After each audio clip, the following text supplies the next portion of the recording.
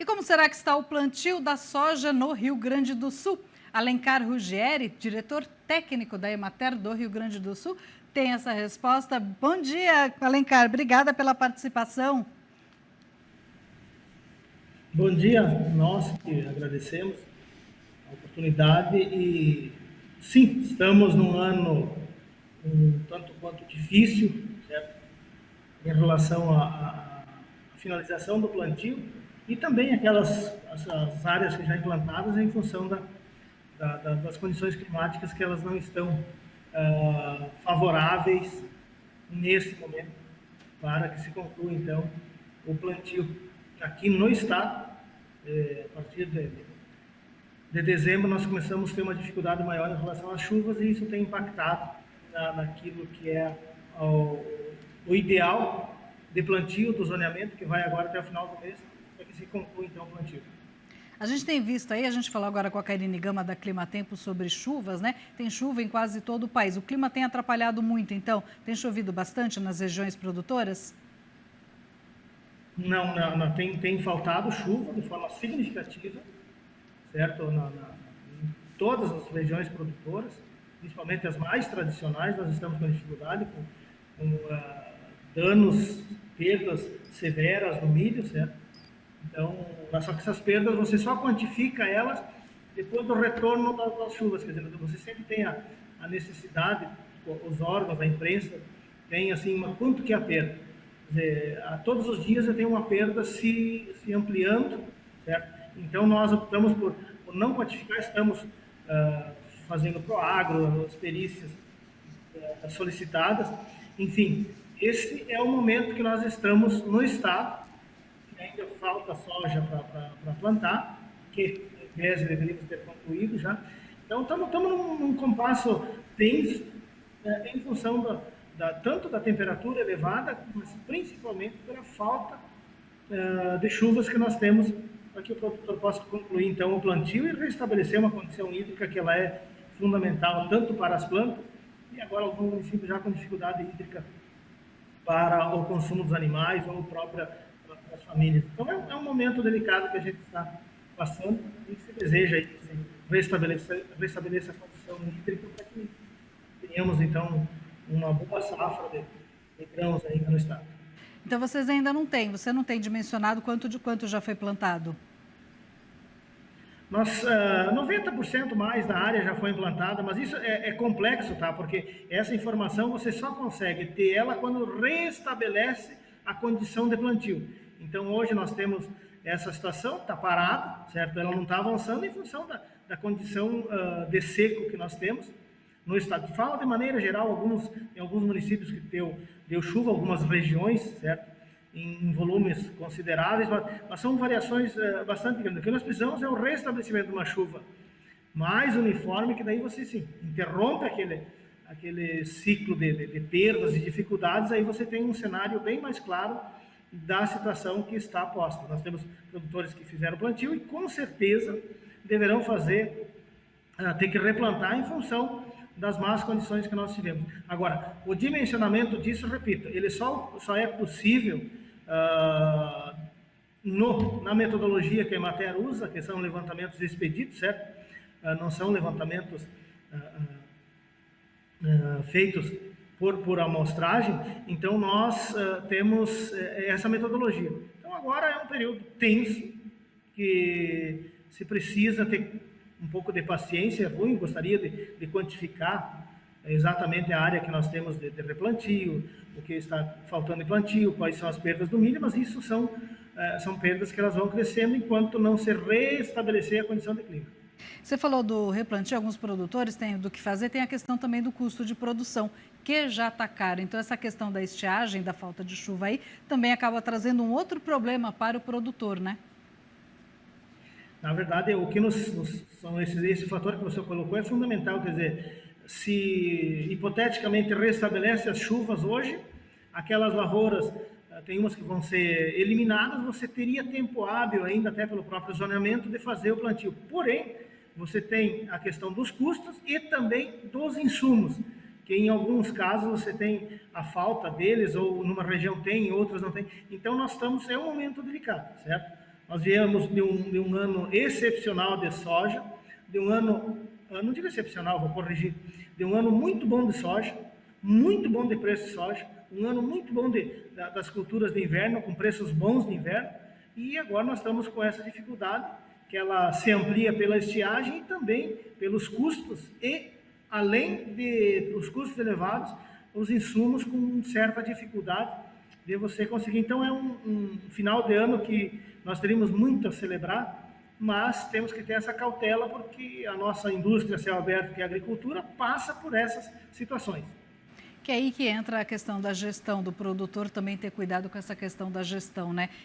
Como se fosse administrar uma empresa realmente, né? Na verdade, assim, o que nós adotamos como tripé da sustentabilidade é profissionalismo, gestão e planejamento. E quando você tem um desses pilares que ele pesa mais, que nem agora, que os custos lá em cima, então você prioriza ao extremo a gestão. Quer dizer, se você não tiver cuidado com a gestão, os outros fatores vão. Quer dizer, o profissionalismo e o teu planejamento vai água abaixo assim, nesse momento, quando o econômico avança bastante. O profissionalismo é aquela situação assim, quer dizer, não adianta eu ter um produto para aplicar e vou aplicar agora com temperatura de 36, 40 graus, que nem nós temos no estado. E o planejamento é aquela questão a longo prazo, como é que eu vou fazer? Quer dizer, agora tem nos demandado muito o que fazer nesse momento de estiagem. Esperar que passe e nos prepararmos de forma estruturada para o futuro, com irrigação, com manejo de solo. Então, todas aquelas estratégias que são possíveis para se fazer. Mas nesse momento, o que podemos fazer? Aguardar o restabelecimento das chuvas. É ótimo. Você pode falar também sobre trigo? Sem dúvida. Agora vamos falar da notícia boa. Pode falar. Eu sabia que você queria falar do trigo. Quando eu te entrevistei lá na Expo Inter, você adorou esse tema, então vamos falar também de trigo. Não, na verdade, nós tivemos então essa safra de trigo com 61% a mais de produção, certo? Então isso é uma questão assim que ela é importante, quer dizer, no resultado econômico da atividade, naquele planejamento que nós colocamos, quer dizer, a safra de trigo, ela foi grande por quê? Porque a condição climática foi favorável, os preços foram favoráveis, mas também pelo profissionalismo do nosso produtor, quer dizer, ele está se profissionalizando. Trigo e milho são culturas que elas são extremamente exigentes, são responsivas à tecnologia e são exigentes. E esse ano o clima teve dois fatores que, digamos, nós tivemos na segunda quinzena de agosto uma dificuldade um excesso de chuva, então nós tivemos uma perda em algumas regiões daquele trigo que estava naquela fase de final de enchimento de grãos, mas de resto nós tivemos então aí uma safra muito boa, certo? 61% a mais, 30% a mais de produtividade, a maior produção da história, certo? A segunda maior produtividade.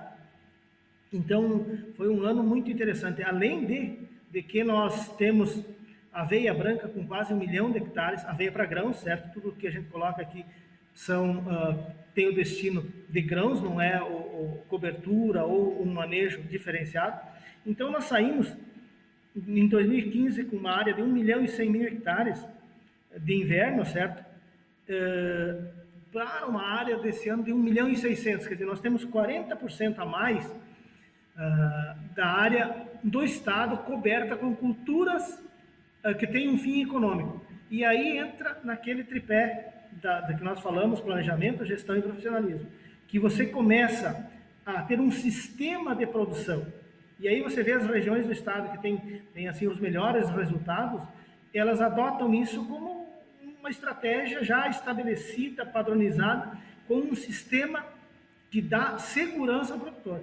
E aí sim, o que a gente não queria era ter essa estiagem, mas essas duas safras de verão e inverno possibilitaram ao produtor a colocar, digamos, nos trilhos as atividades agrícolas, e agora com uma iluminação. É óbvio que a gente gostaria que estivesse com chuvas boas, com belas expectativas em relação ao milho, porque a atividade primária ela tem sempre dificuldades, mas passamos um ano muito bom. Temos que celebrar o passado. Pena que é a história, certo? E nós vivemos no presente. E o presente agora é essa falta de chuva.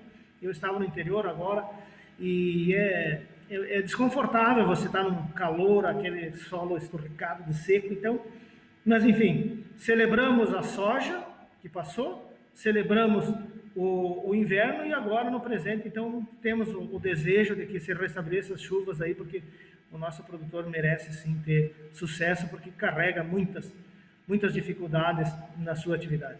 Você falou do trigo, do trabalho, né, com relação aos produtores, né, se estabeleceu essa cultura, mas foi um trabalho, a Emater fez esse trabalho também de conversar com o produtor, de mudar a cultura, de mostrar, olha, a gente precisa, né, é bom lembrar o passado, mas hoje a gente precisa de tecnologia, precisa de irrigação, precisa ter isso na produção para ter uma produção que vá ter um retorno financeiro. Como é que foi esse trabalho para convencer, para mudar essa cultura no sul do país?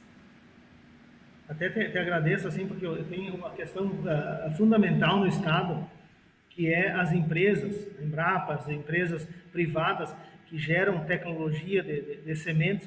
Então, nós temos hoje, assim, ó, com muito orgulho para o país, todos esses materiais que hoje o produtor já também, eu quero plantar um trigo com tal especificidade, o mercado oferece.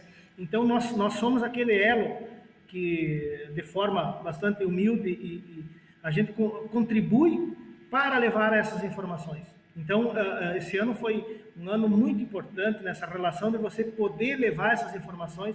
E sim, nós temos que celebrar os nossos pesquisadores que fazem dessas culturas, que são culturas nossas, todo esse potencial, e isso vai para o campo e volta para nós, consumidores urbanos, aqui com tecnologia e melhor desses alimentos. E você falou em irrigação, nós aqui no inverno normalmente não usamos irrigação, e esse ano aqueles que plantaram embaixo de pivô, em algumas regiões do estado, tiveram que lançar mão, porque teve no início do plantio também uma dificuldade em relação ao trigo. Então, é uma ferramenta que ela não é a solução de todos os problemas, certo? Mas ela dá uma segurança quase que absoluta. Nós não podemos dizer, a irrigação resolve tudo, não.